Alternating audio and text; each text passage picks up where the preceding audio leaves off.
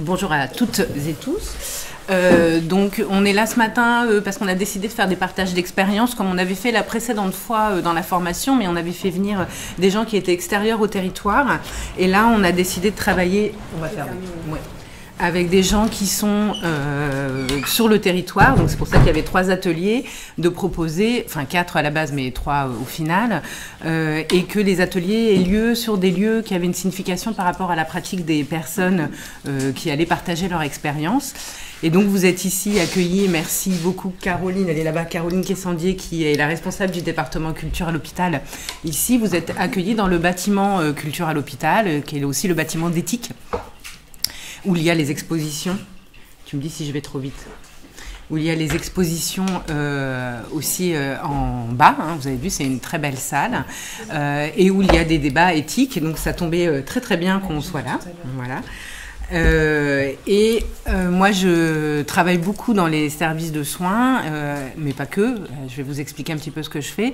Et du coup, j'ai voulu parler notamment de vraiment la relation et de comment on construit une relation avec des personnes qui sont dans des situations de fragilité, où qu'elles soient, parce que pour moi, c'est un peu l'essence de chaque projet artistique et il doit se construire autour de ça. Mais c'est mon point de vue, hein, ce que je vais dire ici n'engage que moi, n'est-ce pas ? D'autres personnes ont d'autres points de vue, tout à fait respectables. Donc je suis réalisatrice de documentaires et photographe, d'accord ? Je vous ai mis quelques-unes des œuvres là, j'ai redécoré la salle derrière, qui sont des photographies que j'ai prises, et je vous expliquerai au fur et à mesure, et dans les services de soins, et dans des foyers, et à d'autres endroits. Et je vais vous en montrer d'autres, je vous rassure. Et donc j'interviens beaucoup auprès de personnes qui sont fragilisées de différentes manières, où ils sont hospitalisés ou en hôpital de jour. J'ai beaucoup travaillé plutôt en psychiatrie, c'est le domaine qui m'intéresse le plus, aussi bien en adulte qu'en adolescent, chez des jeunes enfants, vraiment c'est très variable. J'ai travaillé en foyer, donc avec par exemple des personnes, des femmes et des enfants qui sont mis à l'abri, victimes de violences intrafamiliales, sorties de guerre ou prostitution. Et avec des personnes aussi migrantes, enfin des personnes qui ont une fragilité, des parcours de vie particuliers et qui nécessitent du coup une approche quand même particulière parce que ils sont dans des conditions qui font qu'ils sont très fragilisés. Ah pardon, j'ai oublié, effectivement, pardon, alors je fais un petit break. Vous avez là, je ne sais pas si ça a été, c'est au milieu, si vous n'en avez pas, vous pouvez en avoir. Comme vous avez déjà travaillé sur les droits culturels, on vous a mis une petite feuille d'écoute active qui va vous permettre de prendre quelques notes si vous avez envie par moment, puisqu'on va y travailler cet après-midi sur les différents droits en fait que vous allez entendre, enfin par rapport à ce que je vais vous livrer comme expérience à plusieurs endroits, et on va pouvoir mettre ça en commun l'année prochaine. Non, cet après-midi, pardon. Je suis déjà partie en fin d'année là. Hein. Cet après-midi, tous ensemble pour réfléchir un peu de manière plus générale aux différents droits par rapport aux expériences qui ont été vécues ce matin par les gens. Voilà, donc c'est la feuille. J'ai oublié. Merci Romane de me le rappeler. Je reprends. Donc, pour moi, l'artiste a une fonction un peu sociale, c'est-à-dire de proposer un autre regard pour les autres, sur les autres en tous les cas, et pour les autres, j'allais dire, sur soi-même. Et ça a une valeur évidemment émancipatrice. Enfin, pour moi, l'art et la pratique artistique ont une valeur émancipatrice, et je considère que ma pratique artistique, en tous les cas, doit essayer de faire bouger les choses, d'agir à un endroit du monde. C'est ma conception de l'art, encore une fois, c'est très personnel, ce n'est pas la conception de tout le monde, et heureusement d'ailleurs, puisqu'il y a plusieurs formes d'art et c'est très bien. Hein. Mais moi, à l'endroit où je suis une artiste très engagée qui pense vraiment que l'artiste a un rôle social à l'intérieur de notre société, et j'essaye à ma place, toute petite place, de faire des choses pour que voilà, les gens puissent s'émanciper. La question de l'identité à travers mon travail est une question très prédominante. C'est pour ça que j'ai plutôt voulu vous parler de cette chose-là, qui est un peu la porte d'entrée pour moi. Et vous allez voir qu'évidemment, tous les autres droits s'y mêlent, puisque vous savez maintenant que les droits culturels sont interpénétrables et indissociables. Donc, l'identité étant la chose la plus prégnante aux endroits où j'interviens, mais évidemment, d'autres choses viennent en même temps alimenter cette identité. Et Et si je travaille sur ça, c'est parce qu'en fait, je cherche à mettre en place les conditions pour que chacune des personnes puisse exprimer son identité ou une partie de son identité, puisqu'évidemment, je travaille à l'image, être en capacité de la choisir aussi, cette partie de l'identité qu'ils veulent montrer. C'est pas rien de dire ça, puisque souvent les gens qui sont en situation de fragilité ont beaucoup de mal à clairement définir leur identité. Il y a des problèmes d'estime de soi, des problèmes de regard sur soi qui sont très importants, regard des autres, qui font en sorte que c'est pas si facile que ça, voilà, et qu'il faut les accompagner à ça. J'ai un peu évoqué pardon, j'ai écrit un petit truc pour suivre un petit peu quand même ce que j'allais dire, histoire que ce soit pas complètement déconstruit. Donc il y a deux choses assez prédominantes quand je conçois mes projets, que je me relie aux autres, c'est que je travaille donc du coup avec des personnes qui sont dans des situations de fragilité psychologique. Ça implique forcément du coup qu'ils vont être extrêmement perméables aux émotions. Et l'art, ça vient travailler sur les émotions. Donc c'est excessivement exacerbé, ce qui m'impose vraiment d'être extrêmement vigilante à la relation que je vais mettre en place avec ces personnes, qui doit être une relation de confiance, ce qui sous-tend forcément une relation dans le temps. C'est juste pas possible autrement, puisqu'il faut qu'on se connaisse et qu'on se relie, il faut qu'ils aient confiance en moi, puisque donner son image, c'est vraiment quelque chose d'extrêmement difficile, même pour des personnes qui déjà n'ont pas du tout de problématique de fragilité. Bah, c'est pas facile de se faire prendre en photo, hein. Voilà, tout le monde me dit je suis pas photogénique, je suis vraiment pas belle en photo ou pas beau en photo, je ne sais pas. Oui. Oui. Faut que j'attende la fin de la non, vous pouvez intervenir, aucun problème. La question que je me pose par rapport au public, je suis en fait assez surprise sur le côté que ce sont des personnes très perméables aux émotions. Oui. Parce que selon les publics, pour ma part dans le métier que je fais, c'est compliqué d'aller jusqu'à l'émotion justement. Alors, par contre, je parle de jeunes en voie de marginalisation, de difficulté quoi. Eh ben en fait parce ils ont blindé, en fait ils ont mis une coquille autour. Du coup ça me surprend ce côté. Mais en fait ils sont très, s'ils ont mis une coquille autour, c'est justement parce que leurs émotions sont très à vif ils les cachent, ils les camouflent et ils se mettent des barrières. Mais en fait quand vous allez travailler avec la pratique artistique, ces barrières-là elles ont tendance à beaucoup plus facilement tomber que si vous êtes dans une relation. En fait ma place, vous allez plus vite que ce que je veux dire, ma place de tierce personne fait en sorte que je fais un lien entre les personnes qui s'occupent de ces gens qui sont fragilisés et les gens fragilisés, et un lien qui est à un autre endroit, qui fait en sorte que il y a plus ce problème de posture qu'il peut y avoir, par exemple, entre un soignant et un malade. Il y a une tierce personne. Exactement. Il y a une hiérarchisation entre un éducateur, qu'on veuille ou pas, hein, c'est la fonction en l'occurrence, hein, même quand on est... on est à la recherche justement de ces personnes-là qui vont faciliter aussi. Bah voilà, c'est ça. Et donc du coup, l'art permet à ces personnes qui ont une émotion très vive à l'intérieur, hein, que ce soit de la colère, que ce soit de la souffrance ou autre, de pouvoir s'exprimer à un endroit. Complètement bloqués. Qui sont complètement bloqués, c'est ça. Quand on a été bloqué pendant plusieurs années et qu'on a un trop-plein, c'est difficile de s'ouvrir et de laisser parler les émotions. Exactement. Et la pratique artistique peut permettre ça, justement. Ça permet une porte d'entrée, ça ouvre une brèche, en fait. Donc... Je vous en prie. Voilà. Et ils sont en plus à un endroit, je dirais, de sécurité souvent, puisque évidemment, quand on est... Excuse-moi, en fait, j'ai l'impression qu'on ne te voit pas bien. Alors, est-ce que vous voulez peut-être élargir là un tout petit peu vous mettre un petit peu en biais? Oui, allez-y. Non, pas de problème. Je pense que ce sera mieux. Voilà. Tout le monde est bien là, c'est bon? Ouais. Et ils sont souvent dans des endroits de sécurité, c'est-à-dire qu'ils sont à l'hôpital, ils sont avec des éducateurs dans un centre, ils sont dans un foyer, ils sont dans un endroit où normalement ils ne craignent rien.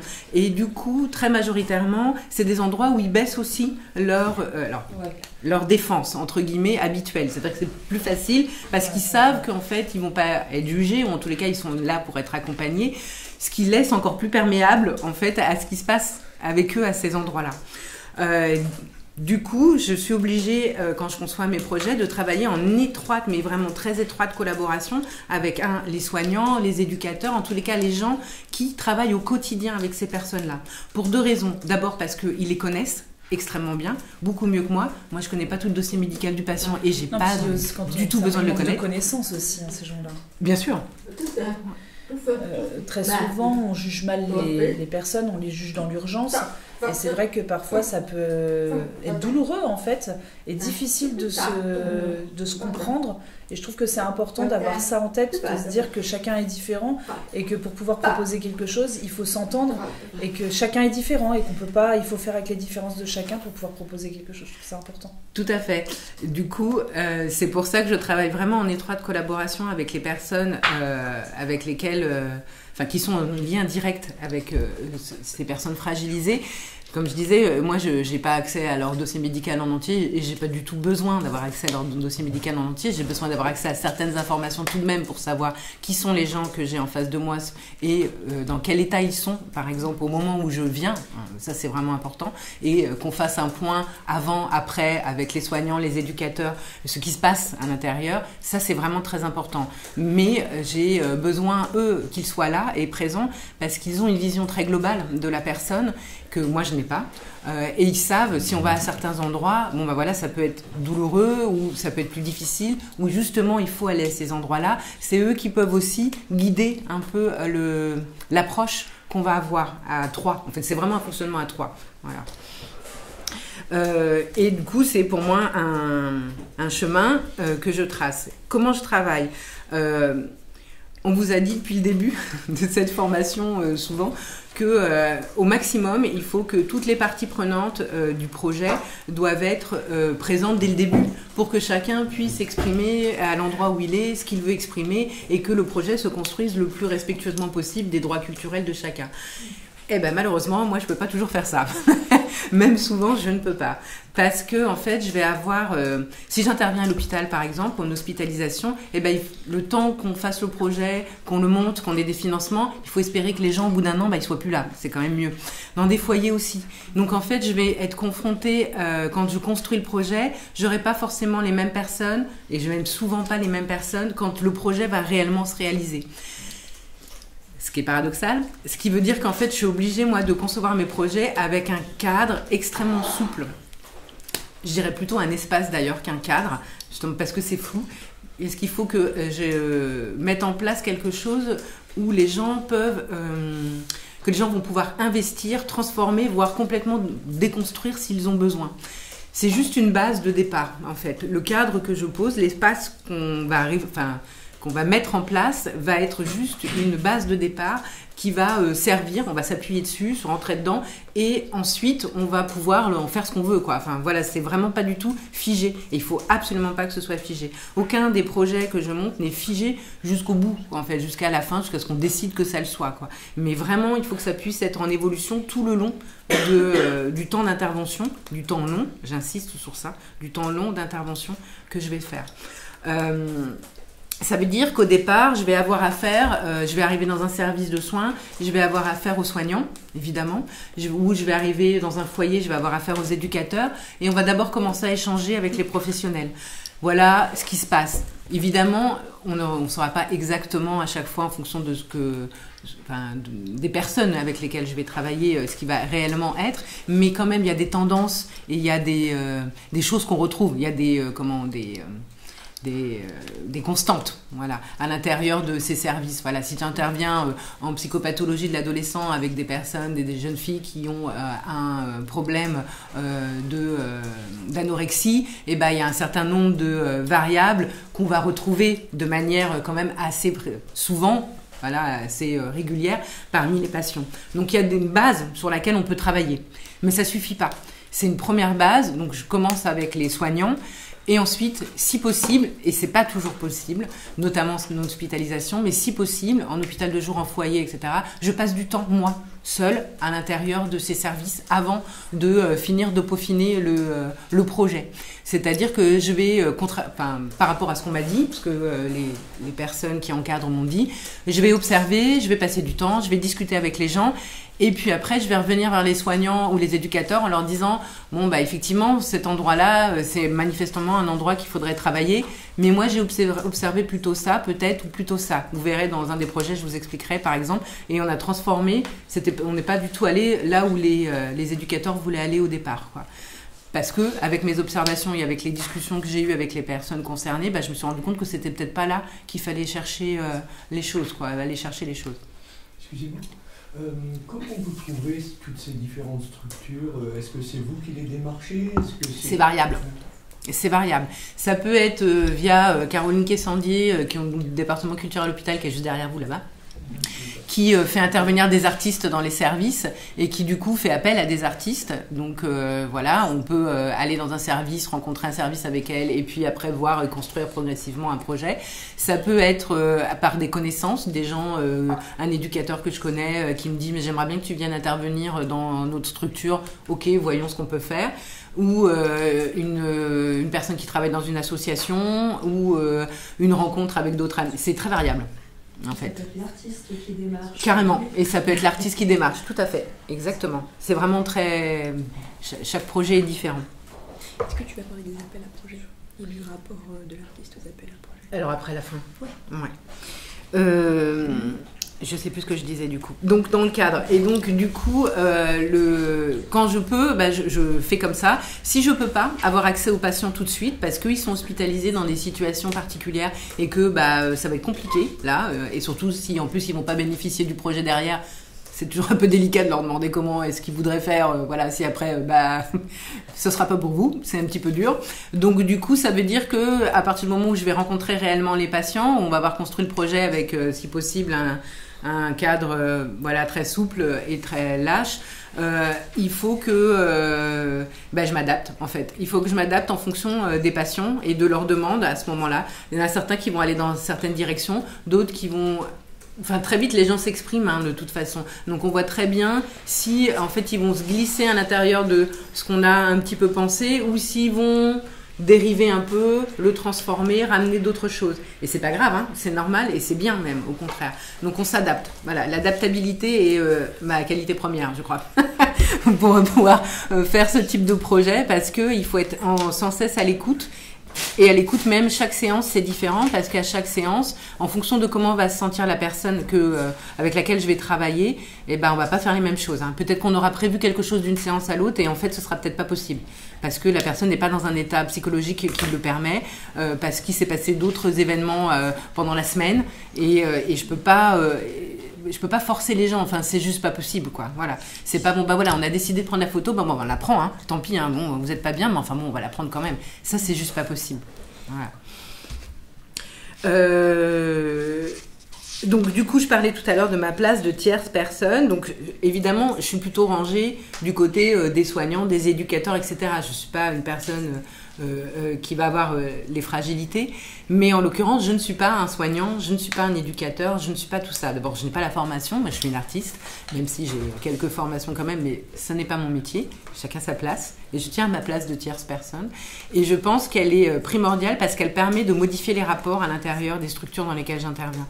Et ça c'est pas rien parce que ça permet de changer le regard sur les uns et sur les autres, d'ailleurs dans un sens comme dans l'autre. Et ça permet d'aplanir les rapports de hiérarchie dont je parlais tout à l'heure, qui sont induits par la fonction des uns et des autres ou la place des uns et des autres. Et pas forcément, même quand il n'y a pas une volonté de la part des soignants ou des éducateurs d'avoir une ascendance, une forme d'ascendance, mais elle existe tout de même par la fonction et par le fait de l'attente en fait des personnes qui sont en face, quoi. Donc ça c'est impossible de l'enlever en fait. Et le fait de créer cette œuvre permet de créer un commun entre nous tous, en fait. Une pratique commune qui va lier les gens et donner du pouvoir aux gens. C'est-à-dire que du coup, ils ne se retrouvent plus dans une position attentiste à attendre des soins, de l'aide, etc. Mais ils se retrouvent dans une position où ils peuvent agir, où tout d'un coup, ils reprennent du pouvoir à l'intérieur de leur vie. Et ça, c'est pas rien pour eux, parce que c'est souvent des personnes qui ont une faible estime d'eux-mêmes et qui ont eu des parcours de vie où ils s'ouvrent. C'est important de s'ouvrir en plus. Complètement. Il ne faut pas rester enfermé, il faut apprendre à se reconnaître, à se faire confiance, à être en sécurité avec soi-même. C'est important de se quadriller pour ensuite s'ouvrir, c'est plus simple. Sinon, en fait, on se retrouve bloqué, on se contraint nous-mêmes alors que ça nous permet une ouverture.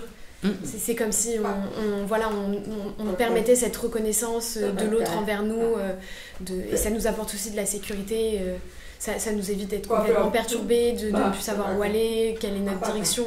Voilà, c'est important de tout avoir en nous pour continuer d'avancer dans la vie. Tout à fait. Et en plus, on est avec des Et les émotions aussi, c'est très important, les émotions. Oui, oui, complètement. C'est dur comme sujet, les émotions. C'est très dur, oui, effectivement.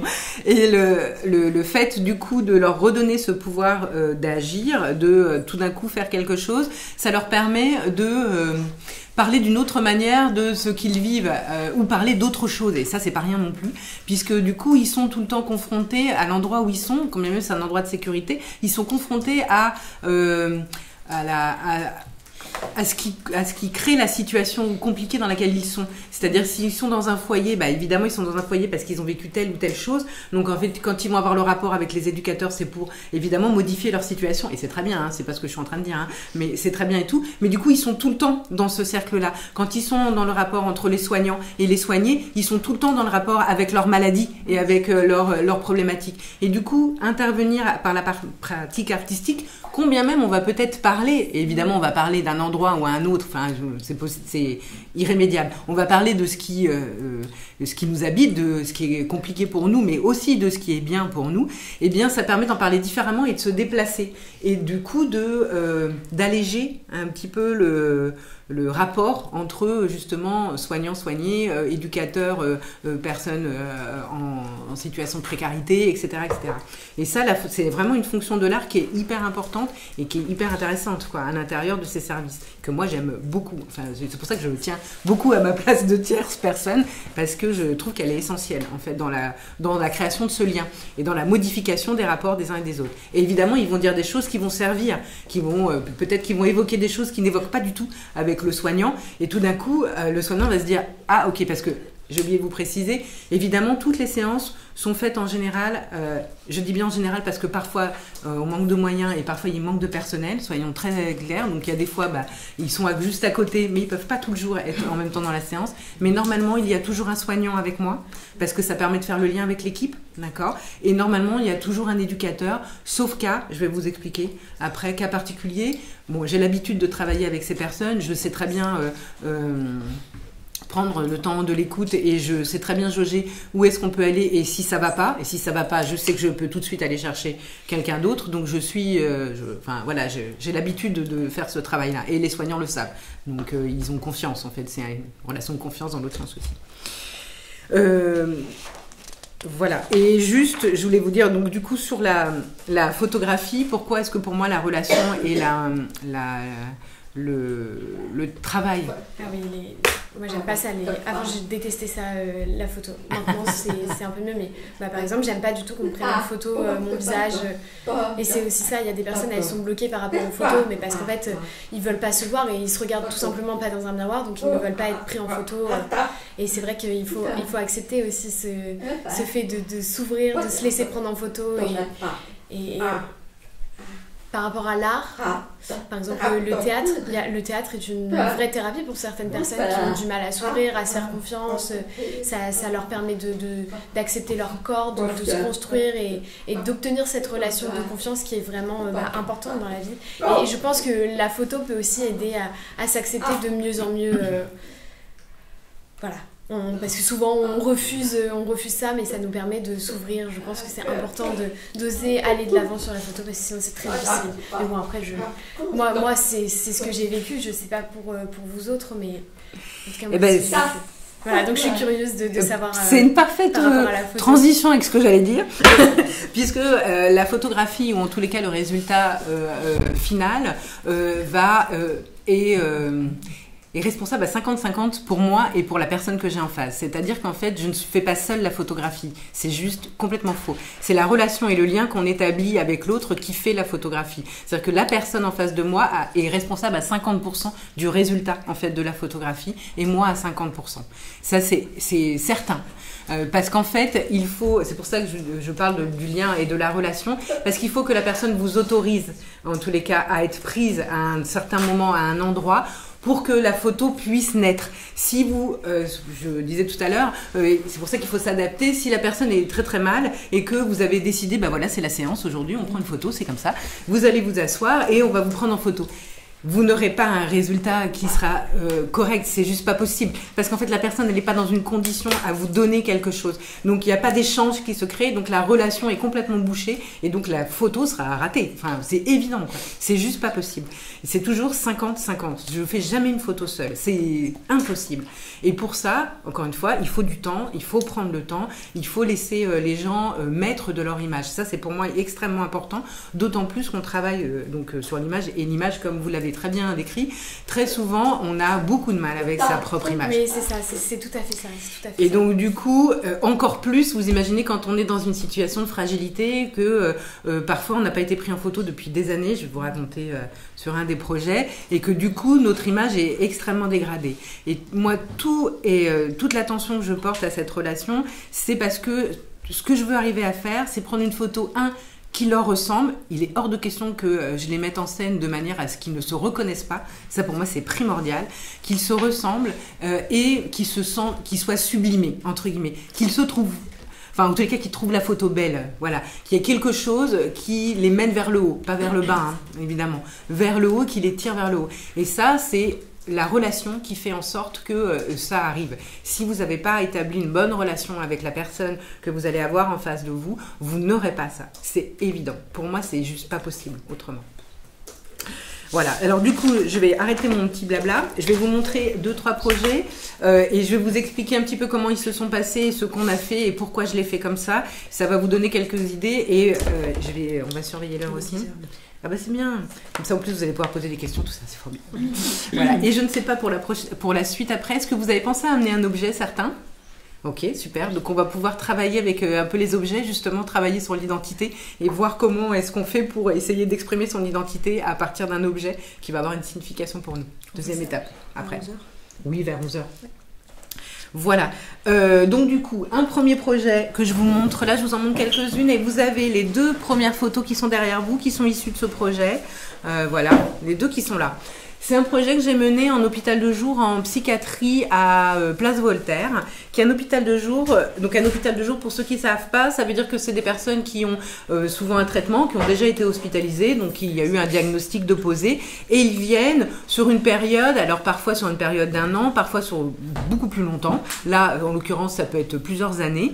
Donc c'était des gens qui étaient là, voilà. Donc j'ai pu construire le projet aussi avec eux, là pour le coup, qui étaient là, qui restaient là, certaines partaient et tout, mais il y a quand même une majorité de patients qui restent là sur la durée et qui viennent faire des ateliers qui vont les aider plusieurs fois par semaine, des ateliers collectifs en général, de remédiation cognitive, d'expression, enfin tout un tas d'ateliers qui sont nécessaires à leur bien-être aussi, d'autant plus que là on a affaire à des patients donc, qui sont diagnostiqués très majoritairement en schizophrénie schizophrénie, la blague comme on traduit en langue des signes. Voilà, et du coup qui sont très marginalisés. Voilà, quand vous avez une maladie psychiatrique, vous êtes très vite envahi complètement par ça, vous n'êtes plus que ça, d'accord ? Ce qui est extrêmement violent pour les personnes. Souvent, elles perdent leurs relations amicales, elles sont souvent mal menées ou en tous les cas mis de côté dans leur relation familiale, c'est souvent complexe et elles n'ont pas la possibilité d'exercer un travail ou alors c'est très compliqué. Voilà, donc ça les met très en marge en fait de la société. Donc les endroits comme l'hôpital de jour sont des endroits de sociabilisation pour eux et en tous les cas des endroits de sécurité dans lesquels ils peuvent être ce qu'ils sont sans être jugés. Et ça, c'est pas rien. Quand je suis rentrée la première fois dans l'hôpital de jour, donc là-bas, je suis rentrée à la demande de l'atelier 231, qui est le Centre national des arts de la rue, qui faisait intervenir une compagnie dans le cadre d'un partenariat à l'intérieur de cet établissement et qui m'ont demandé de faire un petit reportage documentaire sur la création d'une pièce de théâtre entre les artistes qu'ils avaient en résidence et les patients. Donc ils ont créé et les costumes et toute la pièce, ils ont écrit, fait du son, enfin bref, vraiment tout l'ensemble. Et donc j'ai filmé plein de passages, j'étais avec eux au quotidien, je suis venue plusieurs fois et j'ai été très marquée, d'abord j'ai été très touchée par ces gens et j'ai été très marquée par la tristesse des gens à l'intérieur. Vraiment, ça m'a beaucoup marquée. Et donc après, j'ai discuté avec l'équipe et je leur ai dit, est-ce que vous voulez pas qu'on essaye de travailler un projet photographique, notamment autour de l'identité, puisque j'ai bien vu que la grosse problématique était évidemment le regard sur soi, le regard des autres et la difficulté d'exprimer son identité autre que celle de malade mental, quoi. Voilà, avec une maladie mentale. Et du coup, on a commencé à travailler avec l'équipe d'abord, puis ensuite à associer certains des patients. Et je leur ai proposé de venir patients et soignants pour justement casser le rapport de hiérarchie possible, en tous les cas, de hiérarchisation. Patients et soignants venir poser ce qu'ils voulaient, hein, c'était volontaire, c'était pas du tout une obligation, à montrer quelque chose qu'ils avaient envie de montrer d'eux-mêmes et pas quelque chose auquel ils étaient assignés. Et donc certains sont venus, donc on prenait c'était sur plusieurs séances. D'abord on discutait, on prenait des photos comme ça. Moi je prends beaucoup de photos en discutant, c'est-à-dire que vous êtes là avec moi, on discute, vous êtes en face, et puis j'en prends régulièrement. Parce que quand vous parlez, vous avez des attitudes qui vous ressemblent en fait. Et donc du coup les gens peuvent se reconnaître. Donc je prenais d'abord des photos, on discutait, première séance, comme ça, voilà, quel objet, quelle chose, qu'est-ce que vous avez envie de montrer, qu'est-ce qu'on pourrait montrer de vous, qu'est-ce qui est important pour vous, etc. Et donc, je traitais les photos qu'on avait prises déjà, j'en ai créé quelques-unes. Je les imprimais sur un papier classique. Et puis, on avait mis un mur à l'intérieur de l'hôpital où, avec leur accord, évidemment, on en affichait quelques-unes. Et puis, la séance d'après, ils venaient avec l'objet qu'ils avaient décidé d'emmener, etc. Et là, on essayait de réfléchir à comment on allait se mettre en scène pour travailler avec cet objet et comment on allait faire. Voilà, et on prenait la photo. Et pareil, j'imprimais la photo et on les mettait. Ça avait deux fonctions. Un, ils étaient très fiers, souvent de leur photographie, donc ils étaient super contents de les montrer. Deux, les autres personnes étaient rassurées. Ils voyaient la photographie, ils disaient « Ah, en fait, c'est vachement bien, c'est beau, en fait, ça faisait moins peur. » Voilà, tout simplement. Parce que ça fait peur, hein, voilà, de se faire prendre en photo. Donc ça faisait moins peur. Du coup, ils s'inscrivaient à l'atelier, ils venaient, etc. Et la troisième étape, comme c'était travailler sur l'identité et ne pas essayer de les... figé, ce qui est contradictoire évidemment avec la photographie, n'est-ce pas? J'aurais proposé de travailler sur les tests de Rorschach, les taches d'encre sur lesquelles vous voyez des formes, vous voyez, et de faire chacun leur propre test de Rorschach. Et ensuite, je le faisais dialoguer, je le scannais, et puis avec Photoshop, une fois que j'avais traité la photo, avec une graphiste, on a travaillé à assembler et à faire dialoguer le test de Rorschach avec la photographie. Donc ça donne par exemple, voilà une patiente qui dessinait, donc les traces là, les plus fortes c'est dans son test de Rorschach. Là le patient, voilà c'est son test à lui, c'est marrant, il dessinait. Là-bas vous avez un patient qui voulait montrer qu'il pouvait être très bien quand il faisait son yoga, c'était sa manière à lui de s'ancrer et c'était hyper important pour lui. Et du coup voilà on a travaillé avec, après on lui a fait des ailes. La dame à côté est une dame... c'est lequel? Celui le premier, ouais, c'est ça. Et puis celui qui est juste à côté, cette dame en fait qui paraît extrêmement sereine sur cette photo. Si vous la voyez en vrai, en fait elle est toute petite et elle est extrêmement tendue, mais extrêmement tendue. Ça se voit, son visage est très tendu. Et elle m'a dit, les premières fois quand on a discuté, elle m'a dit, moi je veux montrer, j'aime bien quand je dors. Alors, c'est un peu mystérieux hein, quand on vous dit ça. Ok, qu'est-ce que vous voulez dire du coup quand vous dormez? Et au fur et à mesure, en discutant, j'ai compris qu'elle voulait montrer qu'elle pouvait être sereine. Et du coup, on a cherché comment matérialiser ça. Toutes les deux, on a fait plein d'essais, hein, plein de photos, voilà. Et c'est toujours des séances collectives, donc on s'entraide les uns et les autres, avec soignants et avec patients. Et les soignants ont aussi posé eux-mêmes. Ça, c'est une autre patiente. Et j'ai fait une série de photographies à l'intérieur aussi de l'hôpital de jour, de ce qui s'y passait, pour un peu démystifier la réalité, puisque les gens se disent « Oh là là, un hôpital de jour en psychiatrie, mon Dieu », enfin on imagine les trucs les plus horribles du monde, ce qui est absolument faux, quoi, évidemment. Et donc du coup, je suis venue dans le quotidien, et on a pris des photos. Et dans ces cas-là, moi, j'ai fait les tests de Rorschach, et j'ai appliqué mes tests de Rorschach à moi, mes impressions à moi, à l'intérieur. En fait, le fait d'avoir mis les tests de Rorschach, c'était de rajouter sur la photographie quelque chose de pas palpable, quelque chose un peu du sort de la sensation une sorte de l'âme un peu des gens en plus pour essayer de moins figer les choses. D'accord ? Donc là, il y a des tests qui sont à moi de ce côté-là. Et c'est un peu comme quand un psychologue demande à un patient de choisir une image ou un dessin.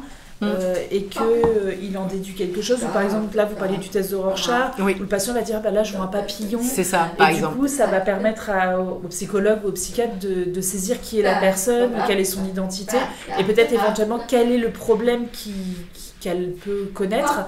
J'ai l'impression, en fait, je sais pas, ça m'évoque ça. Oui, c'est tout à fait ça, c'est les tests. Alors là, en l'occurrence, c'était pas pour analyser, soyons très clairs, mais ils en ont fait plusieurs avec de l'encre de Chine, et en fait, ils en ont choisi un. Et je me suis dit, s'il y en a un qui leur parle, c'est que ça résonne quelque part en eux avec, avec quelque chose qui leur parle. Donc du coup, c'est avec ça que je vais associer la photographie.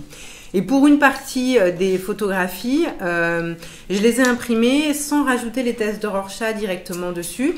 En fait, j'ai fait graver par un ami, un artiste, Georges Noukou, les tests de Rorschach sur des plaques de plexiglas.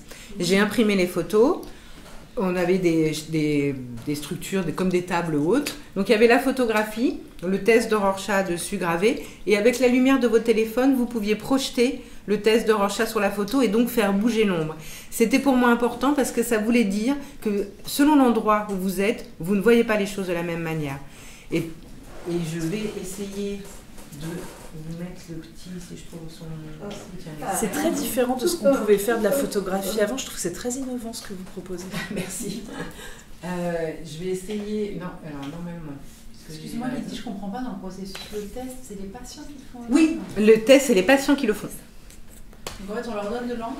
De l'encre de Chine, un papier, vous faites qu'un côté, vous pliez, c'est basique, on peut faire ça avec n'importe quel enfant, etc. Et donc, ils ont fait chacun leur test de Rorschach. Et ils en ont fait plusieurs, ils ont testé, ils ont vu ce que ça faisait l'encre, etc. Donc, et puis quand ils étaient satisfaits, ils m'ont dit c'est celui-là, voilà. Donc c'était pas du tout utilisé à des fins cliniques. Du tout. Mais par ailleurs, c'est des techniques qui sont utilisées par leurs soignants? Complètement. Les tests de Rorschach sont... Alors moi je pensais en fait que ça datait du 19e et que c'était plus du tout, c'était relégué dans les cartons, et en fait pas du tout. C'est encore utilisé. J'ai appris par les soignants que c'était encore utilisé. Mais là ils n'ont pas été utilisés pour ça. Oui, évidemment on les a regardés. C'est pour ça que je posais la question, le fait que je trouvais que c'était un parallèle assez intéressant. Je me demandais pourquoi vous aviez choisi ça en fait. Pourquoi ce test de Rorschach? Parce que c'est quand même quelque chose qu'on imagine très ancien. Eh bien oui, mais en fait non. Moi aussi je pensais. Alors je voudrais juste vous montrer, je dois pouvoir voir. Alors je pense que c'est vers la fin. Juste pour que vous voyez. Je vais mettre un peu l'écran, si ça veut bien. C'est pas dit. Alors, est-ce que c'est en mer?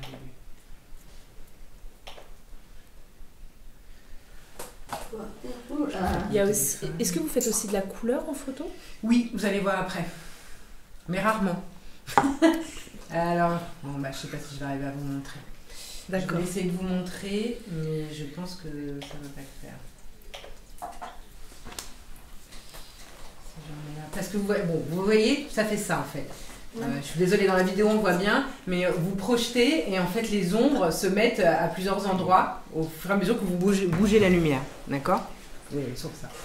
Donc voilà, ça c'est l'exposition montrée en entier. C'est un peu dur parce que du coup je suis en partage de connexion, donc je crois qu'il n'aime pas bien. Bon, si ça se met, ça se met, sinon c'est pas grave. Je vais revenir à mon affichage.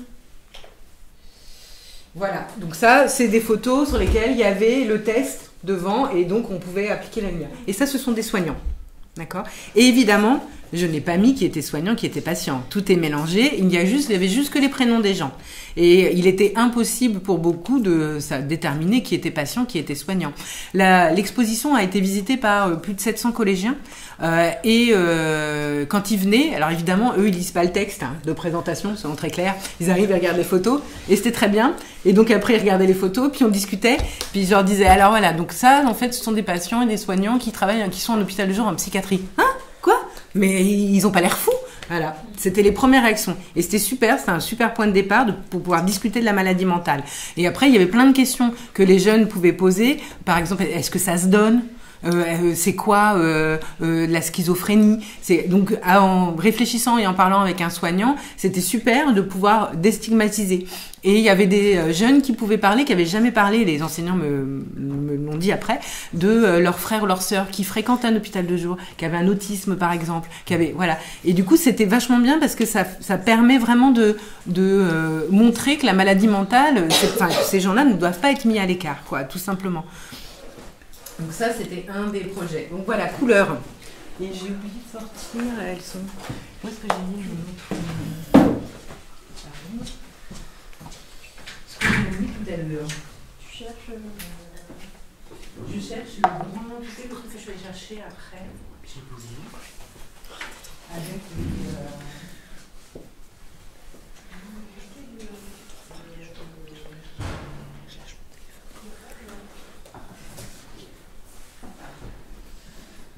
J'ai oublié une partie, ça tombe mal. Donc, ça, c'est un projet que j'ai mené en psychopathologie de la... Ah oui, pardon, je vous ai pas dit quand même sur la fin. Donc, il y a eu cette exposition. Donc, ils étaient très fiers. Hein. Elle a circulé en musée, en centre d'art, en bibliothèque et autres. Et ils étaient extrêmement contents. Enfin, j'ai des patients qui sont venus. Je les ai presque vus. À chaque fois que je suis venue, ils étaient là. En fait, ils ont emmené plein de gens. Et c'était pour eux hyper important de pouvoir montrer une autre image d'eux-mêmes. Et les autorisations de droit à l'image, je ne les ai qu'à la toute fin. C'est-à-dire que jusqu'au bout, et pour moi c'est excessivement important, jusqu'au bout ils peuvent dire bah non, faites compte, moi je garde la photo, mais je ne veux pas être dans l'exposition. Il n'est pas obligatoire de faire un résultat. Et ça c'est une vraie question en fait, quand on travaille avec des personnes fragilisées. Pour moi le résultat, c'est le processus en fait. Ce qui s'est passé pour eux, c'est ça qui est hyper important. S'il y a une restitution, d'abord il faut qu'ils l'aient choisi. Voilà, même si dans les appels à projets, on est obligé de marquer, ça fait partie des trucs, comment vous allez restituer. Bon, bah, je sais pas, en fait, mais bon, bah, on va dire expo, machin. Mais en fait, peut-être que ça va pas se passer comme ça. Et peut-être que certains ne veulent pas. Et moi, je respecte mais profondément ça, parce qu'ils doivent garder la maîtrise de leur image jusqu'au bout, quoi. Donc, du coup, il y a des patients, enfin, les 3/4 disent oui, en plus par expérience. Plus vous laissez la possibilité aux gens d'avoir la maîtrise de leur image, et plus en fait ils sont ouverts et plus ils ont envie que ça se voit. Plus vous contraignez et plus ils vont avoir peur en fait, tout simplement. Donc du coup, ils ont vu les photos finales jusqu'au bout et on a décidé ensemble, on a réfléchi. Moi parce qu'il y avait aussi des considérations esthétiques, donc j'ai proposé plusieurs aussi, hein, avec mon propre regard. Et puis eux par rapport à celle qu'ils préféraient et pour laquelle ils étaient le plus à l'aise. Ils ont décidé effectivement qu'on pouvait faire une exposition. Un patient n'a pas voulu, mais c'est très bien, il n'y a aucun problème. Ils récupèrent, évidemment, chacun a les photos imprimées pour eux, parce que c'est important. Ils peuvent les avoir aussi en numérique s'ils le veulent, mais imprimées au moins pour avoir l'objet, en fait, tout simplement. Voilà, et ça c'est important, et ça je le fais toujours sur tous mes projets. Ça c'est un projet que j'ai mené là, qui a été exposé là. Vous allez voir, je peux vous passer. Là c'est une défaite. C'est un projet qui a été mené en psychopathologie de l'adolescent ici, donc avec des jeunes filles qui sont hospitalisées, là pour le coup, donc c'est d'autres contraintes. Hospitalisées, majoritairement des TCA, des troubles du comportement alimentaire, donc majoritairement de l'anorexie. J'ai eu sur les presque 8 mois où j'étais là, j'ai eu 2 garçons et le reste c'est que des filles. Voilà, hein. Et les 2 garçons n'avaient pas de problématique de TCA, il y avait d'autres types de problématiques. Okay. Pour ces jeunes filles, là, pour le coup, c'est une hospitalisation, c'est ce que je vous disais tout à l'heure, je n'ai pas conçu le projet d'abord avec elles. C'est pas possible. En fait, parce que le temps qu'on monte le projet, il va se passer 1 an, en gros, ou au moins 6 mois, ou 8 mois, et elles seront plus là. Enfin, il faut espérer qu'elles ne seront plus là. En fait. Donc, du coup, on fait différemment. Là, je suis allée avec Caroline, on était ensemble. Je suis allée voir le cadre de soins et elle m'a expliqué comment ça se passait, d'abord l'organisation du service, les étapes, les machins, ce qu'il y avait comme enjeu, etc. Et j'avais un truc imposé. Comme ce sont des adolescents, il ne fallait pas qu'on voit leur visage. Compliqué en photo, n'est-ce pas? Il ne fallait pas qu'on voit leur visage parce qu'il ne fallait pas les figer dans cette identité. Du coup, j'ai très vite proposé qu'on travaille à partir de masques. Et vu qu'il y a un certain nombre de choses qui se jouent à l'intérieur, notamment de liens entre le corps et l'esprit, si je puis dire, où là c'est le corps qui parle à la place de la parole et de l'esprit, qui exprime les émotions qui sont à l'intérieur de ces personnes, et bien j'ai réfléchi à comment, enfin on a réfléchi ensemble, on l'a construit vraiment au fur et à mesure, comment on pouvait essayer de relier corps et esprit. Et du coup on procédait en 3 étapes. Normalement, les personnes là qui sont hospitalisées, les jeunes filles, elles sont 1 mois coupées de tout l'extérieur. On veut vraiment 1 mois coupé, le temps que les soignants fassent un diagnostic, réfléchissent un peu avec elles, voient ce qui se passe, etc. Et ensuite, elles peuvent commencer à avoir de nouveau des contacts avec la famille, l'extérieur, etc. Et du coup, on a travaillé sur... le masque d'abord, donc première séance, sur des séances collectives à 3 fois, sur 3 semaines, ce qui permettait d'évoluer aussi. Je vais vous montrer et vous expliquer pourquoi c'est important. Le masque, fabrication d'un masque. Donc j'arrive avec des masques blancs, des images de masques, moi j'en ai plusieurs, prises dans des musées, etc., de plusieurs types d'ethnies, plusieurs manières de faire, plusieurs expressions. Et puis on réfléchit à quels sont les masques qui nous parlent le plus, quels sont ceux qui nous dérangent, pourquoi, et qu'est-ce que ça vient chercher. Et du coup on comprend qu'avec un masque on peut quand même exprimer pas mal de trucs. Sur le masque, elles vont mettre en symbole ce qu'elles veulent. D'abord on va partir des émotions, mais après elles vont très vite rajouter d'autres choses. Elles vont séparer le masque parfois en 2, parfois en plusieurs parties. Et évidemment on réfléchit, qu'est-ce qu'on met autour de la bouche, qu'est-ce qu'on met autour des yeux, qu'est-ce qu'on met dans le crâne. Ça a une signification, d'accord? Donc on réfléchit à tout ça. Une fois qu'elles ont fait le masque, elles ont mis en symbole tout un tas de choses. La fois d'après, je ramène mon petit studio portatif et on se met en scène. Elles se prennent en photo elles-mêmes, sauf quand elles sont 3 sur la photographie, c'est moi qui la prends, mais on décide ensemble et on réfléchit à la construction de l'image. Ça veut dire qu'on réfléchit à ce que l'image exprime en elle-même. Si on prend une photo en plongée, évidemment on va écraser, ça a donc une signification. Si on prend une photo en contre-plongée, on grandit, ça a une autre signification. Si on ferme un éclairage et qu'on met une partie dans l'ombre, ça a une signification. Comment on construit les choses, qu'est-ce qu'on veut exprimer et comment on construit l'image, c'est vachement important. Et donc du coup, elles travaillent à ça, on se prend en photo.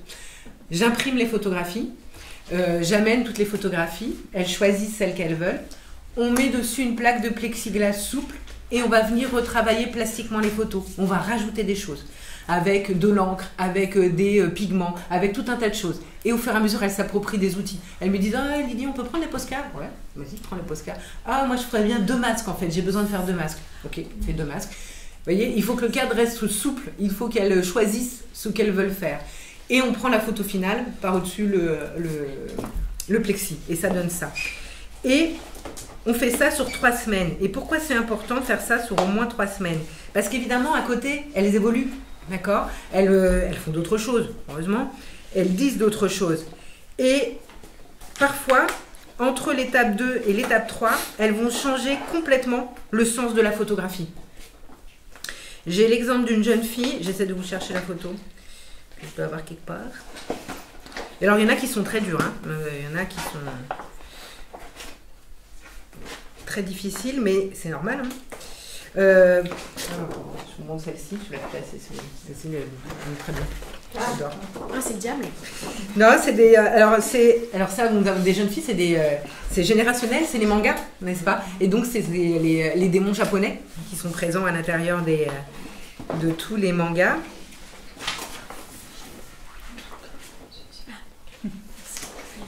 Ah voilà, je l'ai trouvée. J'ai une jeune fille à un moment qui a vraiment un gros trauma à la base et une grosse dégringolade et difficulté d'exprimer les choses. Elle vient, elle fait un masque qui ressemble à un masque de clown avec un sourire forcé maintenu par 2 épingles à nourrice et un 3e œil qui voit tout. Voilà, donc on part de ça. Donc on discute un peu, évidemment. Là, j'ai évidemment des soignants avec moi. Hein. Évidemment, on discute un peu, etc. Elle fait ça. Prise de vue, elle décide qu'on ferme une des lumières et qu'elle a du mal à aller vers la lumière. Elle veut exprimer ça. Ok, donc elle a une position un peu comme ça. Très bien. Elle choisit cette photo pour la retravailler. Elle met une plaque de plexi dessus et elle commence à retravailler.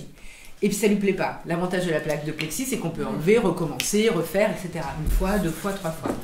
Bon, on discute, tout ça. Puis au bout d'un moment, elle me dit, bah, je peux prendre les Posca, du coup, je peux écrire des trucs. Bah ouais, tu peux écrire des trucs. Mais je peux écrire des ha comme quand on est harcelé. Et elle parle de ce qui lui est arrivé. D'accord ? Elle dit à mots couverts, en fait, quelles sont les difficultés. Et c'est vachement important. Ça lui permet d'exprimer d'une autre manière quelque chose qu'elle n'a pas réussi à exprimer autre part, autrement avec les soignants. C'est une porte d'entrée énorme, quoi. Et pour elle en termes d'expression, et pour les soignants en termes de compréhension, quoi. Voilà, de ce qui se passe. Donc ça c'est honnêtement, c'est pour ça que je fais de l'art, quoi. Moi, je vous le dis très clairement, pour les émotions et pour que ça puisse émanciper les gens et libérer les gens, quoi. Ça, c'est vraiment un truc hyper important pour moi. Voilà. Il y en a plusieurs, mais je vous laisse. Si vous voulez feuilleter après, vous pourrez en feuilleter si vous avez envie. Je vous en montre quelques-unes. Donc voilà, donc évidemment sur les masques, vous allez trouver ou des tourbillons ou des choses qui sont compliquées à l'intérieur du crâne. Vous allez retrouver des bouches qui sont cousues, qui sont scotchées, voilà, l'impossibilité de parler. Vous allez retrouver, voilà, 2 masques. Allez, il y a des photos qui peuvent être dures, hein. Il y en a qui sont très dures, mais en même temps, c'est bien. Qu'elle l'exprime, c'est important, quoi. Et voilà. Voilà, ça peut symboliser l'équilibre aussi. Voilà, il y a des choses qui sont positives aussi. Ah, donc voilà.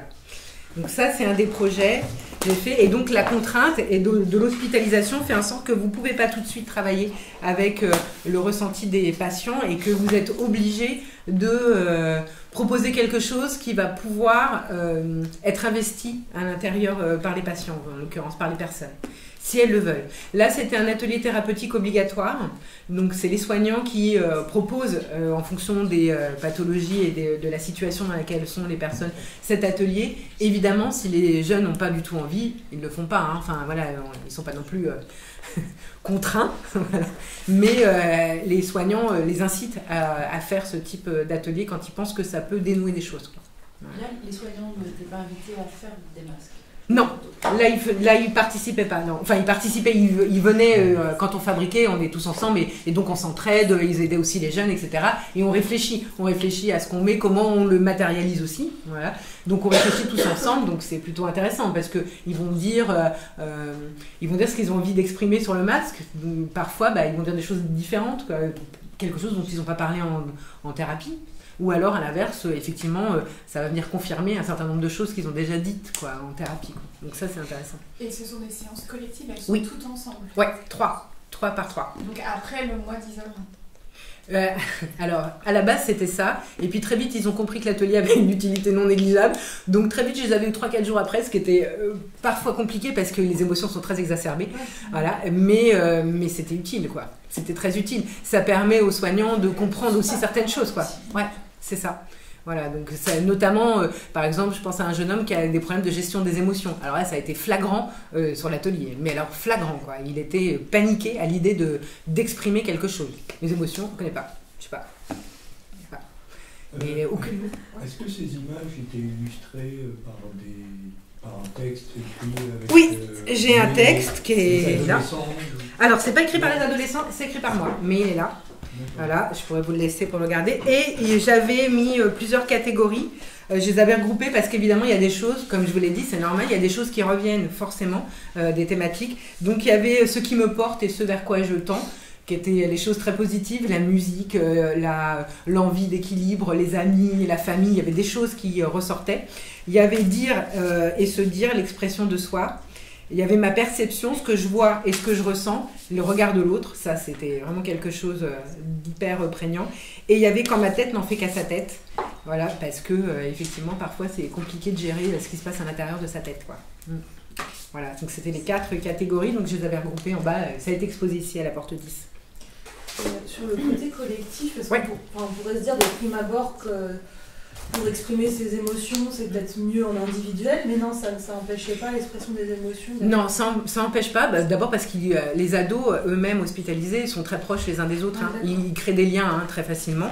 Et en fait, après, ça dépend, c'est une bonne question, Ça dépend des patients. Il y a un patient, notamment celui qui avait du mal sur la gestion des émotions, pour lequel j'ai proposé de faire une séance, une partie de la séance seule avec lui. Ça, j'ai proposé parce que j'ai senti qu'il y avait certaines choses qu'il ne dirait pas. Parce que justement, c'était trop dur, quoi.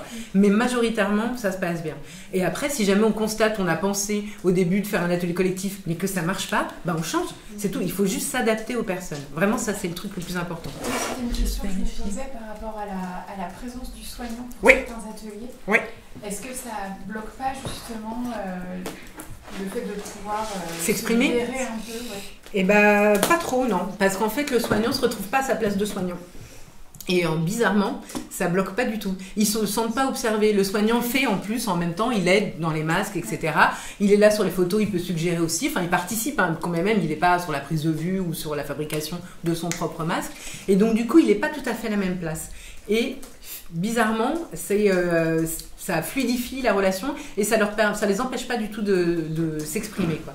Si j'avais senti à un moment que c'était un frein pour certains, j'aurais proposé. J'aurais dit aux soignants, est-ce qu'on peut essayer, je le prends tout seul, même 20 minutes, une demi-heure, mais je le prends tout seul. Voilà, et puis on voit, quoi. Ça, c'est au feeling, au fur et à mesure, quoi.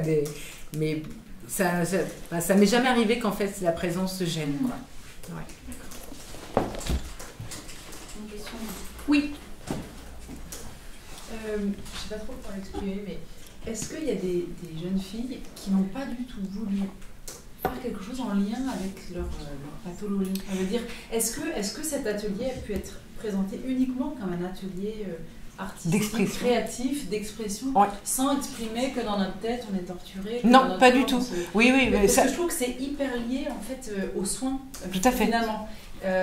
Et bon, en plus, si c'était obligatoire, même s'ils ont toujours la liberté, est-ce que les jeunes filles ont eu l'impression de faire un atelier artistique ou de faire un boulot psychothérapeutique? Oui, je vois ce que tu veux dire. Eh bien, en fait, la consigne n'était pas vous devez parler de vos problèmes, hein. La consigne était on fait un masque et on exprime ce qu'on veut. Et donc il y a certains patients qui sont restés sur des choses effectivement sur moi je veux parler de mon pays d'origine et de mes machins, etc.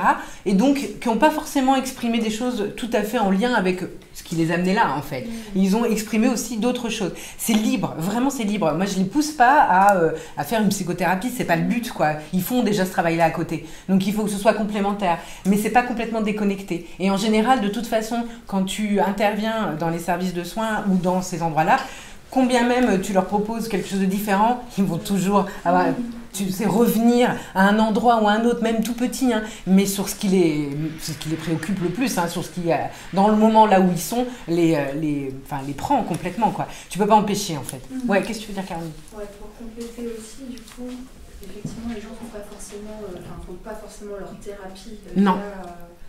Il y a ces choses-là, parce que tout ce qui est de l'ordre de l'art-thérapie, c'est autre chose. En parler, c'est ça, c'est sur ordonnance, prescription médicale. Oui, puis moi je suis pas art-thérapeute, c'est pas ce que je fais. Atteindre des évaluations. Et puis une autre dimension, c'est que l'artiste vient avec son protocole artistique. Complètement. C'est-à-dire que le dispositif, voilà, il y a bien un cadre avec une technique. Tout à fait. Et l'autre dimension encore qui fait qu'on n'est pas sur ce champ, même si parfois, surtout sur le champ de la psychiatrie, on bien sûr. Il y a le fait de pouvoir exposer en conditions professionnelles, tout à fait, d'exposition, tout à fait. Voilà, avec une approche aussi de la présentation du travail qui est pas, qui est un peu différente, ou en tout cas qui est posée avec une exigence et une ambition artistique. Complètement. Quand même. Et je crois que ça, la question de ce qu'apporte l'artiste aussi avec un protocole artistique, technique, de présentation, dans le temps, très limité dans le temps, ou en tout cas par module, voilà. Et justement comme une extraction en fait de ce qui peut se faire en art-thérapie, et Dieu sait qu'il y a 1000 choses qui sont faites par les soignants, qui complètement. sont de plus en plus, il y a plein d'univers. Ouais. Et en plus, ça ne fonctionnerait pas parce que effectivement, l'art-thérapie, c'est le champ des soignants. Exactement. Et c'est pas du tout mon... On coopère, on se complète, mais personne ne se substitue à personne. Complètement. Chacun a bien son champ et il n'y a que si on respecte ça que les choses se passent bien. Carrément. Parce que sinon, chacun, on est tous un peu territoriaux. Et donc on a tous besoin de coopérer. On a aussi besoin de se sentir respecté dans nos champs d'intervention.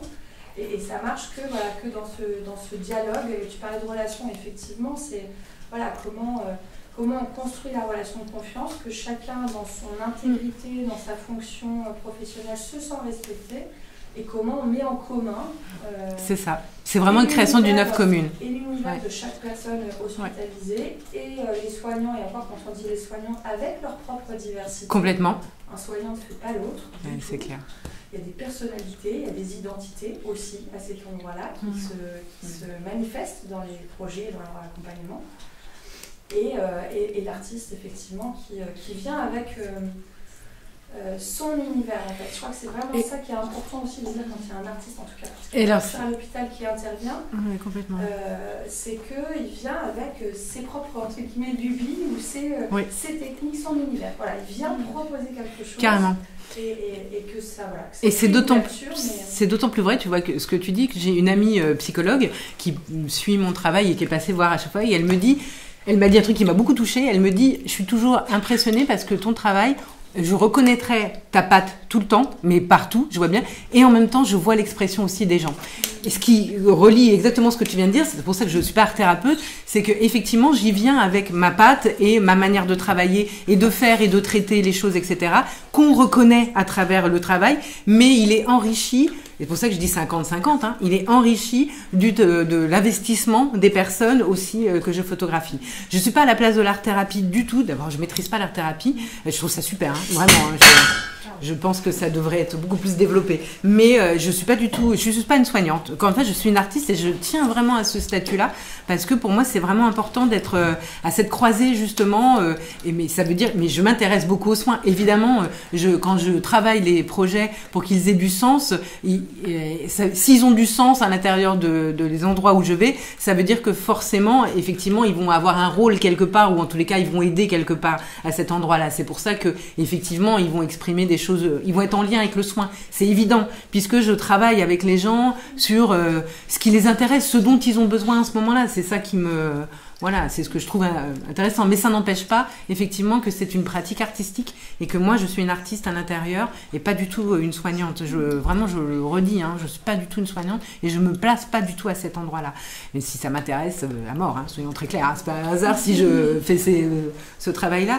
Mais vraiment, la place de chacun est hyper respectée et je tiens vachement à cette collaboration hyper importante pour moi, que je disais, entre les uns et les autres, les soignants, les éducateurs, les gens dont c'est le métier, et les patients ou les personnes qui sont dans des situations de fragilité, et puis moi. Voilà, c'est vraiment un truc à trois, quoi.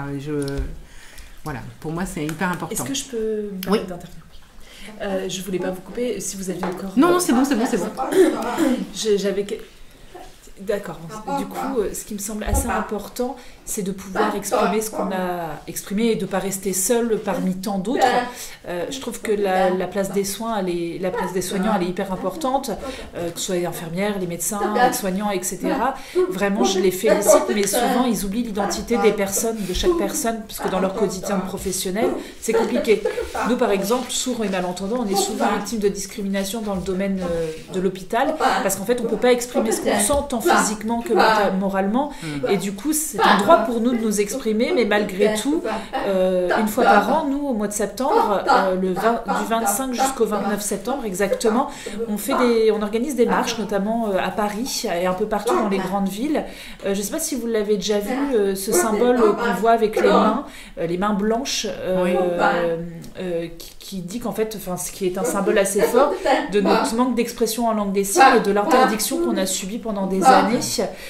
Du coup, on a beaucoup manqué de communication et on s'est retrouvé bloqué dans plein de lieux, que ce soit à l'hôpital notamment, où on avait très peu de communication. Ce qui arrive encore aujourd'hui, en fait, les gens ne s'inquiètent pas de ça, des sourds et des malentendants, et souvent on nous juge mal quand on vient dans des lieux de soins, et du coup on se demande où sont nos droits finalement, on se retrouve dans un tabou pas possible, où en fait on a grandi comme ça, et nous en tant que personnes sourdes, on est souvent dans cette situation de fragilité dont vous parlez, parce qu'on n'a pas accès au son, et du coup quand il y a des professionnels de santé qui évoquent notre santé, etc., dans des lieux comme l'hôpital, et bien en fait on n'a pas accès à ce qu'ils se disent, et du coup je pense qu'il y a quelque chose à travailler au niveau de l'hôpital et du soin, notamment pour nous, personnes sourdes et malentendantes, qui nous retrouvons bloquées et mis à l'écart en fait.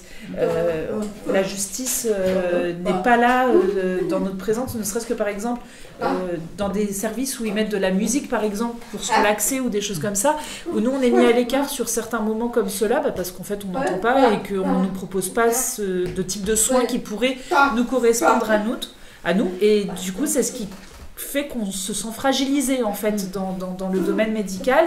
On se dit mais qu'est-ce qu'il y a pour moi, comment je peux participer à ça sans avoir accès au son, et c'est vrai que le regard des autres en fait il est souvent très complexe à accepter, et des fois on se retrouve avec des personnes sourdes ou malentendantes qui n'ont pas accès aux soins parce que mises à l'écart, parce que manque d'accessibilité, parce que un droit qui est censé être présent mais finalement il l'est pas, et du coup comment dire, ces personnes là se retrouvent vraiment isolées et invisibilisées si vous voulez. Donc ces mains blanches là sur ce drapeau noir, c'est quelque chose qui rend les choses visibles et qui prouve que nous on est sourds et malentendants, mais qu'on est autant citoyens que tous les autres et qu'on peut pas être laissé comme ça sur le carreau au quotidien. Le tabou il peut plus être entendable en fait, et ne serait-ce que dans le domaine du soin on est souvent mis à l'écart et exclu du soin, et je pense que chacun a besoin d'aide dans ce domaine-là. Souvent les personnes disent qu'on est malentendant. Pour moi, mon identité, elle n'est pas malentendante. Mon identité, elle est sourde. Je suis sourde de naissance. Et souvent, les gens, en essayant de dire « oui, elle est malentendante » et de minimiser un peu le truc, ben en fait, non, je suis sourde, c'est tout. Je ne suis pas malentendante. C'est vraiment, ne serait-ce que le vocabulaire malentendante, c'est rattaché en fait le fait qu'on entend mal. Non, on est sourde. Et là, je trouve que ce que vous faites, le travail en noir et blanc, moi, ça m'évoque vraiment cette image des mains blanches sur le fond noir. Et je me dis que c'est tellement visuel, le noir et le blanc est tellement visuel qu'en fait voilà, ça fait référence à ça, ce manque d'accessibilité dans les soins, le fait qu'on soit très souvent bloqué. Ne parlons pas des situations professionnelles où l'accessibilité elle est encore au ras des pâquerettes, il y a encore énormément de travail à faire. Moi j'oublierai jamais le regard de certaines personnes qui se disent ah ouais mais de quoi il a besoin, etc. Comment on va faire, on va essayer de s'ouvrir un petit peu, etc. C'est ça qu'on attend en fait. Et moi par exemple je me dis le théâtre, le dessin, tout à l'heure je vous parlais du théâtre parce que c'est quelque chose que j'aime beaucoup et qui m'a apporté beaucoup moi dans mon expression, et qui je pense est quelque chose de très bénéfique dans le domaine du soin. Là vous parlez de la partie plutôt art plastique, photo, etc. Et je pense que c'est ça qui peut permettre à tous d'être égaux, et il n'y en a pas assez, c'est ce que je trouve dommageable. Après le fait de se réunir, de se retrouver, en fait on se rend très rapidement compte que nous on est un peu isolés parce que rien n'est adapté, et on se sent parfois comme des sous-citoyens, et je trouve ça dommage, surtout dans le domaine du soin, qu'on se retrouve dans cette situation-là. C'est pour ça je me dis il faut que le tabou cesse et que voilà on puisse s'exprimer, et que du coup on puisse trouver des solutions pour être à égalité les uns avec les autres, et ce que vous proposez là est déjà un premier pas. Il y a une nouvelle association de soignants qui a été créée, Soignants Signes, qui propose, ce sont des psychiatres qui ont créé cette association qui permet aux personnes sourdes du coup d'avoir accès à leurs soins en langue des signes.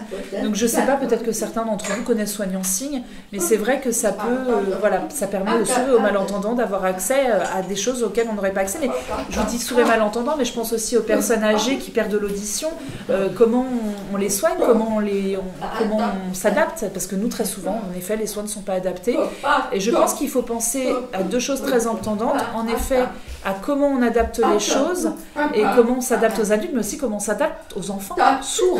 Parce que des enfants sourds, c'est des personnes fragiles. Et je me dis, moi en tant qu'ancienne enfant sourde, des fois je me retrouvais dans des situations où je me sentais vraiment pas du tout à égalité, discriminée dans mon identité sourde. Et j'ai grandi comme ça, et même encore adulte, des fois je me dis, waouh, il y a quand même des situations très inquiétantes, avec un contexte quand même très inquiétant. Donc excusez-moi, j'avais beaucoup de choses à dire. Je vais vous les livrer parce que je trouve que c'est important aussi que, en tant que personne entendante, vous ayez conscience de ça. Je trouve que les enfants sourds, adultes sourds, on se construit dans un manque d'identité parce que justement on n'est pas reconnu là-dedans. Donc nous, on a besoin de soins comme vous, comme tout le monde, comme toutes les personnes, et c'est vrai que c'est pas souvent reconnu ça. Et pourtant c'est important. Oui, tout à fait, mais merci pour le témoignage. Mais en l'occurrence, effectivement, je suis assez d'accord avec vous. Les personnes avec lesquelles je travaille beaucoup en psychiatrie, j'ai travaillé en addictologie, etc. Ce sont des personnes qui ont aussi des difficultés d'accès aux soins, parce que il y a effectivement une image qui colle à la peau, qui est une image véhiculée dans l'imaginaire populaire, hein, de toute façon, et de tout le monde. Hein. Le fou est la personne qui va, si vous dites que vous êtes schizophrène, tout le monde va s'imaginer que découpé en morceaux mis dans le congélateur. Si vous êtes alcoolique, vous êtes l'horrible poivreau qui va nous enquiquiner au moindre truc. C'est hyper dur, quoi. Et c'est des étiquettes qui collent vraiment, qui sont véhiculées depuis très longtemps par la littérature, le cinéma et autres, et qui collent aux gens et qui font en sorte que leur identité, elle est réduite à ça, ce qui est hyper violent pour les gens. Et donc, tous les endroits où je travaille, c'est justement d'essayer de faire en sorte que cette identité ne soit pas réduite à ça. Je vais passer rapidement parce qu'évidemment, je parle trop comme d'habitude. Là, je vous passe juste 2-3 photos. C'est un projet que j'avais fait avec des enfants des jeunes ados qui sont autistes. Et donc là, à différents degrés. Et on avait travaillé autour de l'alimentation, qui est une problématique non négligeable chez les autistes, l'alimentation. Et c'était très drôle. On avait travaillé sur plusieurs aliments et ils avaient exprimé tout un tas de choses. Donc on a une cigarette carotte, on a la marionnettise de légumes, le chou, le chapeau chou, le chou qui explose. Bref, on avait fait un travail très drôle. Et eux-mêmes avaient pris les photographies et j'avais beaucoup insisté sur ça parce que souvent, en fait, quand les gens ont des difficultés, on pense qu'ils sont pas capables. Et ça, c'est hyper dur. Et c'est pour ça aussi que moi, je veux pas savoir tout le dossier médical des gens et ni tout ça, parce que je veux surtout pas les ranger dans une case et je veux surtout pas tout. Enfin, bon, j'ai pas besoin de tout savoir. Hein, c'est vraiment une vie très privée. Bravo. Bravo pour ça. Et je veux surtout pas les réduire à quelque chose. C'est-à-dire que effectivement, ils sont capables ou pas de faire certaines choses, mais moi, je veux pas présumer de ce qu'ils sont capables ou pas de faire. Et souvent, les gens qui les accompagnent sont surpris en disant ah bah quand même ils arrivent à faire ce truc. Bah oui, ils peuvent peut-être quoi. Voilà, ils peuvent pas tout et c'est pas grave et j'accompagne les choses. Mais c'est hyper important de redonner du pouvoir, du pouvoir d'agir, hein, du pouvoir d'être soi-même, d'avoir une emprise sur sa vie, sur son image, sur ces choses-là. Pour moi, c'est hyper important. Et vous avez les 3 autres photos qui sont derrière vous. Ce sont des photos que j'ai prises au foyer des Cèdres à Rouen, qui est donc un foyer qui accueille des femmes et des enfants qui sont mis à l'abri, victimes de violences intrafamiliales, mais sorties de prostitution ou alors venant de pays en guerre. Donc des situations assez tragiques. Hein. Des gens qui viennent au foyer, qui sont souvent là quand même pour quelques mois, hein, très souvent. Donc on a monté le projet, pareil, je ne vais pas vous faire toute la genèse, mais en collaboration. Et au départ, l'équipe, moi j'étais rentrée en contact avec un des éducateurs, c'est lui qui m'a proposé de venir en fait après à l'intérieur et au départ les éducateurs avaient envie de travailler sur leur relation avec ces personnes-là. C'était une très bonne idée, je comprenais très bien qu'ils avaient envie, mais j'ai passé du temps à l'intérieur de foyer et je voyais pas du tout comment on allait matérialiser ça. Et ce que je voyais en fait, c'est que les gens ils sont donc dans des chambres. D'accord. Il y a 2 appartements, mais ils sont dans des chambres majoritairement. Et en fait, ils passent énormément de temps dans ces chambres qu'ils investissent. Donc, ils sont dans des zones de transition. Ça, c'est des endroits qui m'intéressent beaucoup. Il y a un avant et un après, et là, ils sont au milieu. C'est-à-dire que c'est le moment où ils vont se poser, où ils vont commencer à réfléchir à ce qui s'est passé et commencer à envisager l'avenir et transformer les choses. Et ça, c'est hyper intéressant, ces moments-là. Parce que, évidemment, ils viennent avec un bagage non négligeable.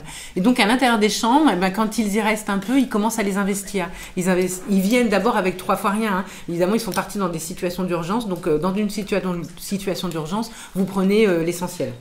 Voilà, vous n'allez pas prendre toute votre maison, donc vous prenez l'essentiel. Et donc, on a fait un travail. J'aurais proposé plutôt de travailler à l'intérieur des chambres et de faire un travail assez vaste. D'abord à l'intérieur des chambres avec des prises de vue ou posées, si elles avaient choisi de vraiment se mettre dans des positions très particulières et si elles savaient ce qu'elles voulaient montrer, ou alors dans le quotidien, d'accord. Et on n'était pas évidemment obligé de voir les visages, puisque, comme je vous l'ai dit, foyer de personnes, notamment violences intrafamiliales, ça veut dire que certaines personnes sont dans des situations de danger. Hein, donc il est hors de question évidemment de les mettre dans des situations de danger. Et donc on pouvait travailler autrement. Évidemment, on n'est pas obligé de travailler avec le visage, avec d'autres choses. C'est le cas de cette photographie qui symbolise beaucoup du lien entre la maman et son enfant et du lien de ce que ça veut dire à cet endroit-là, quoi. Donc, voilà. Et sur cette photo-là, je vous raconte ça, comme je vous disais, les gens, évidemment, ils sont comme ils sont quand vous arrivez, ils ne sont pas forcément dans des conditions qui sont favorables pour une prise de vue. Cette personne-là que vous voyez à l'écran, là, quand je suis arrivée, donc c'était volontaire, là aussi c'est pareil, ils s'inscrivent. Moi j'ai passé du temps, j'ai expliqué les choses, on a pris des repas ensemble, enfin bref, je vous passe toute la genèse dont je vous ai un petit peu parlé tout à l'heure, exactement pareil. Et donc elle s'était inscrite, tout ça, et j'arrive, et vraiment je la vois arriver, je me dis, oula, ça va être très compliqué. Je la sens, elle tremble, je la sens très fébrile, pas du tout dans des conditions pour prendre une photo. Je dis et dans ces cas-là, il vaut mieux on va être dans sa chambre, et il vaut mieux être en tête-à-tête. Donc je dis à l'éducatrice, ça te gêne, je monte toute seule avec elle, si je vois que ça va pas, je reviens te chercher, etc. Elle me dit non, vas-y.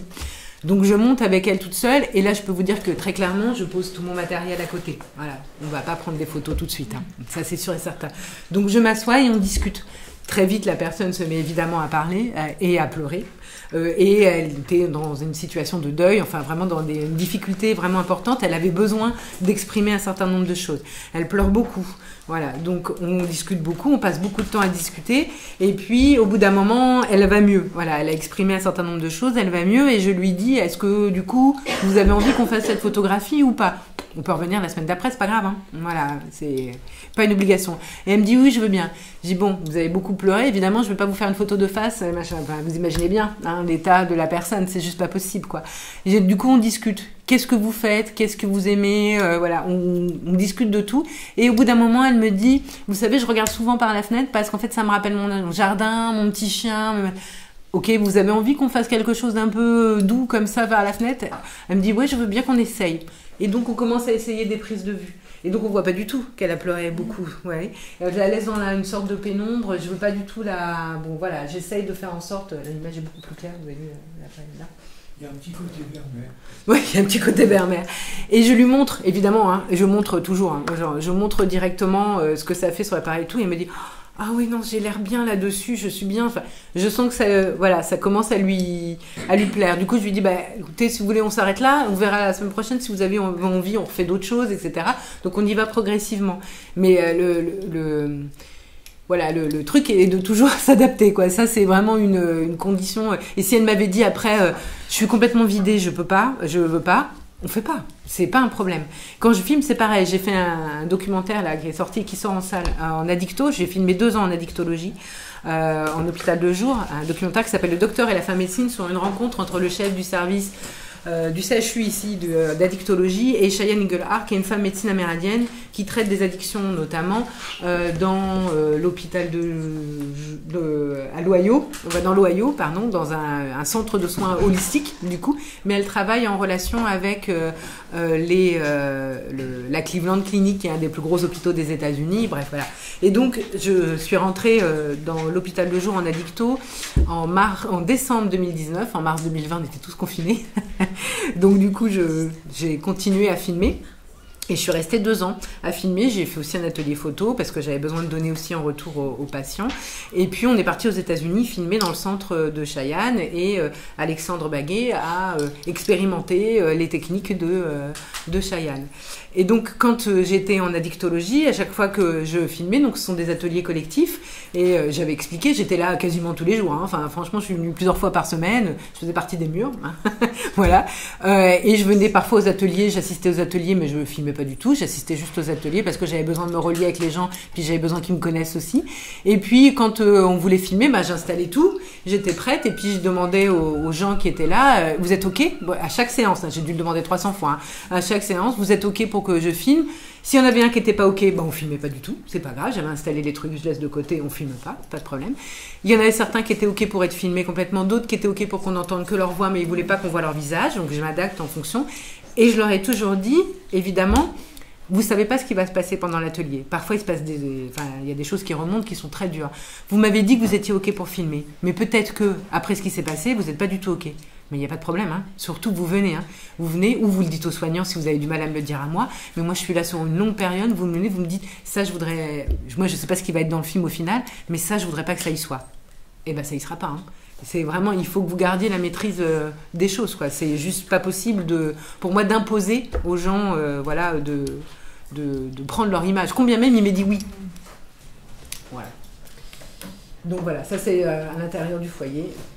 Quelques-unes des photos, donc voilà, il y a aussi dans le quotidien. Voilà. Et donc elles ont toutes été exposées à l'hôtel de ville à Rouen et c'était hyper important pour moi, j'ai rien lâché là-dessus parce que ce sont des personnes qui sont dans souvent des situations de très grande précarité, migration, donc en attente de papier et donc avec une difficulté de reconnaissance officielle en fait de nos institutions. Donc pour moi c'était hyper important qu'elles soient dans un lieu officiel avec en plus des jolies dorures, etc. Elles ont toutes été reçues dans le grand salon des mariages, etc.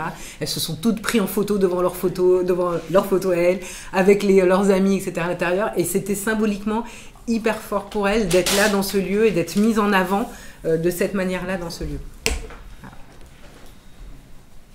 Voilà. Et donc voilà, ça, par exemple, comme je disais, les gens qui ne voulaient pas apparaître avec les visages, mais qui avaient quand même des choses qu'ils voulaient exprimer. Et je leur ai proposé, du coup, comme elles étaient dans des pièces, de travailler avec moi à la rédaction d'une pièce ou du passé ou du futur, en pendant de la pièce dans laquelle elles étaient à ce moment-là. Donc elles ont écrit avec moi. Du coup, on a fait à l'addiction déjà un certain nombre de choses. Je leur ai posé des questions, elles m'ont répondu, puis j'ai réécrit le texte, je leur ai montré. La rédaction d'une pièce ou du passé. Quand elles étaient assez sereines avec leur passé, elles savaient retrouver des choses qui étaient intéressantes, enfin qui étaient joyeuses pour elles, ou du futur quand elles étaient totalement dans la projection, qu'elles avaient besoin de ça, une pièce telle qu'elles l'imaginaient, une pièce de vie après dans le futur. Et elles ont donc fait plusieurs textes qui étaient mis avec leur photographie. Des textes c'était marrant parce que les pièces sont toutes extrêmement simples, on n'est pas du tout dans des fioritures, hein, vraiment très simples, basiques, hyper pragmatiques et surtout en sécurité, toutes. Et elles ont elles-mêmes photographié des objets. Voilà, parce que l'objet, pour moi, et ça va me faire une jolie transition pour la suite, n'est-ce pas? L'objet est pour moi quelque chose d'extrêmement important, parce qu'au-delà de sa fonction usuelle, un objet, il est investi très souvent d'une charge émotionnelle. Enfin, en tous les cas, il peut être investi d'une charge émotionnelle. Et pour ces personnes-là qui sont parties avec pas grand-chose, les objets ont une réelle importance, parce qu'évidemment, ils ont choisi les objets qu'ils ont pris. Hein.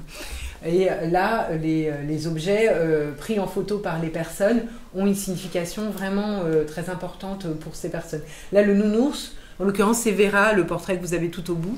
Et en fait, ce nounours, c'est son confident. Ça a toujours été son confident. Elle vient d'Italie, elle. En Italie, elle avait un nounours. Et là, elle en avait un aussi. C'est celui à qui elle peut confier, en fait, toutes ses difficultés.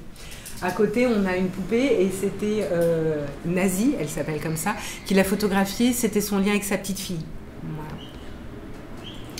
Voilà. Là, c'est la photo de la jeune femme que vous avez juste là, qui est prise en photo.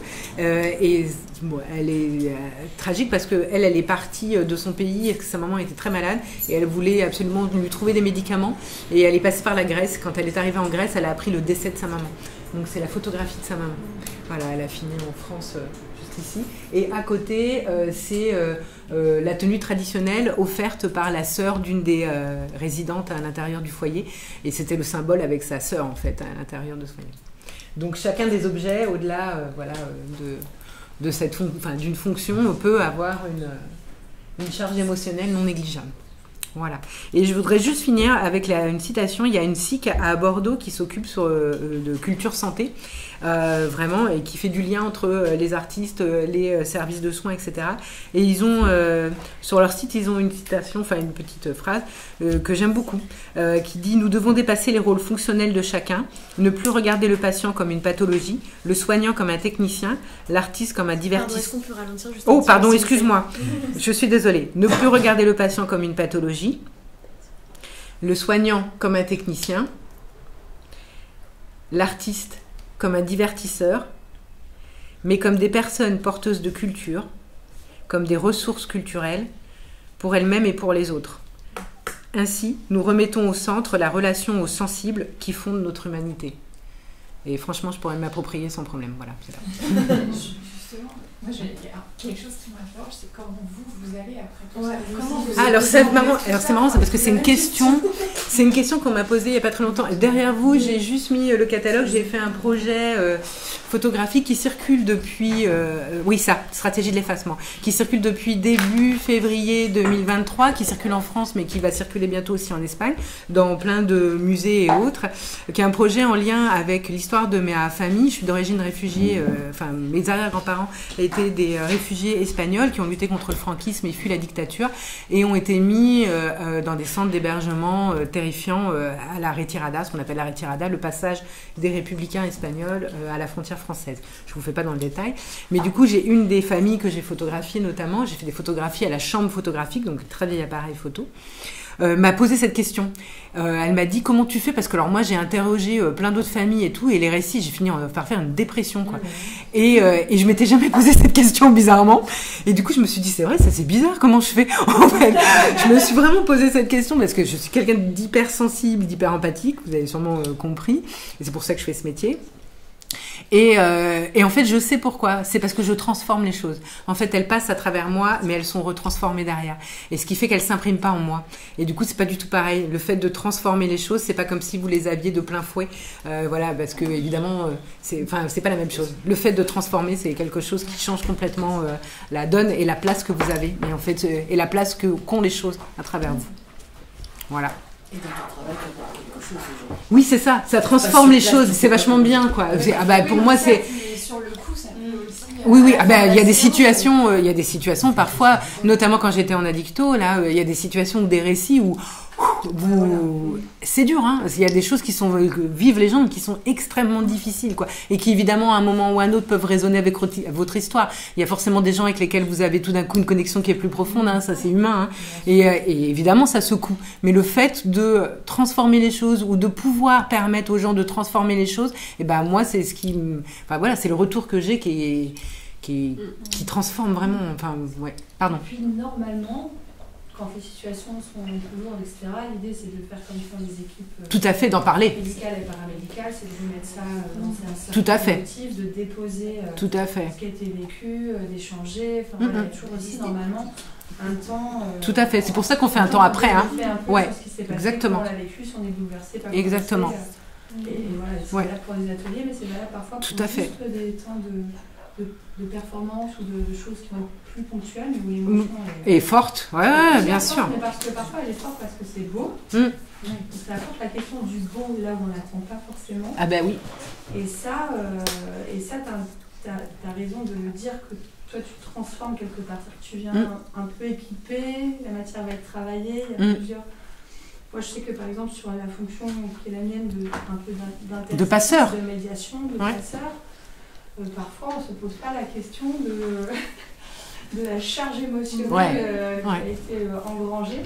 Et heureusement, moi, je sais qu'il y a quelques équipes maintenant qui sont vachement plus attentives en me disant mais ça va Parce qu'effectivement, parfois c'est quand même difficile. Donc, voilà, les soignants normalement ont des espaces de supervision, d'échange, et donc effectivement quand les artistes viennent sur des secteurs en général assez lourds, assez costauds, on est censé avoir ce sens un peu de bien sûr. Si bien que sur un projet, on avait d'ailleurs mis en place quelque chose qui s'appelait le juste après. Le juste après, parce que juste après avoir performé en danse, en musique, en médecine palliative par exemple, on sait qu'on prenait une charge, et donc on prenait 1 heure et on se posait vraiment pour décharger. Oui, il y a toujours la possibilité d'échanger. C'est pour ça qu'on fait un point avant, un point après, évidemment pour parler des personnes et de ce qui s'est passé dans la séance, et ce qui s'est passé aussi pour soi, hein, évidemment quoi. Non, bien sûr. Et ça, puis c'est la vraie force de ce poste-là. Bien sûr. Parce que tous les établissements n'en ont pas. Complètement. Vraiment, de lien, de lien, qui est hyper important. Ce que je mesure pas toujours, c'est qu'à l'endroit où je suis, c'est que moi je suis sur beaucoup de secteurs. Donc j'ai aussi une vision globale. Parce que s'il y a une rencontre avec un artiste et un secteur, va rester, entre guillemets, à l'échelle du territoire en fait. Bien sûr. Et c'est ce qui est intéressant aussi, c'est de voir aussi ce qui se passe à un endroit, ou les écueils, ou au contraire, complètement. les choses positives, ça permet aussi de mettre en lien en fait. finalement très près, puisque c'est une rencontre des artistes à l'hôpital. Ouais, complètement. Ça fait un moment qu'on se le dit. Ouais. Et je vais m'arrêter là. Je ne sais pas si vous avez des questions. C'était assez dense. Je suis désolée, je parle beaucoup. Mais si vous avez des questions, des interrogations, puis on va faire une pause, parce que sinon, quand même, vous allez avoir du mal, là. Donc, je ne sais pas. Est-ce que vous avez... Est-ce que j'ai répondu à vos questions, peut-être, ou vous avez des interrogations précises? Est-ce que tu sais si après, il y a des patients ou des personnes qui ça a déclenché quelque chose en termes de pratique de photo avec les moyens qui sont les leurs Alors oui, en tous les cas, ça, le fait de donner des bases, comme je disais tout à l'heure, de réfléchir à la construction de l'image, des bases d'éducation à l'image, tout simplement, eh bien, je sais qu'ils prennent des photos différemment. Ils y pensent, ils me le disent d'ailleurs. Ah mais moi j'ai fait ça différemment. Ou moi j'ai pensé, du coup j'ai changé, je l'ai mis à l'autre place parce que je me suis dit tiens la lumière elle est mieux là. Enfin voilà, ce sont des petits trucs, mais ça modifie complètement la manière de penser. Oui, ça clairement. Ils y ont pensé et ils le font quoi. Ouais. Surtout chez les jeunes. Dans tous tes projets, il y a quand même cette question de la transmission des techniques. Oui, complètement. À chaque fois. Toujours, il faut qu'ils puissent pratiquer. D'abord, comme il faut qu'ils puissent maîtriser leur image, et je peux pas être toute seule. Voilà. Donc du coup, je leur permets de réfléchir à effectivement, on va se poser où, c'est une signification, qu'est-ce qu'on met dans le cadre, voilà. Et puis comment on se met, quoi. Est-ce qu'on se met à même niveau, est-ce qu'on se met plus haut, est-ce qu'on se met sur le côté, est-ce qu'on prend que les mains, est-ce qu'on prend que telle chose. Qu'est-ce que ça veut dire, quoi, en fait? Quand on prend une photo, ça veut dire quelque chose. Et donc, il faut réfléchir à ce que ça veut dire, clairement. Quoi. Voilà.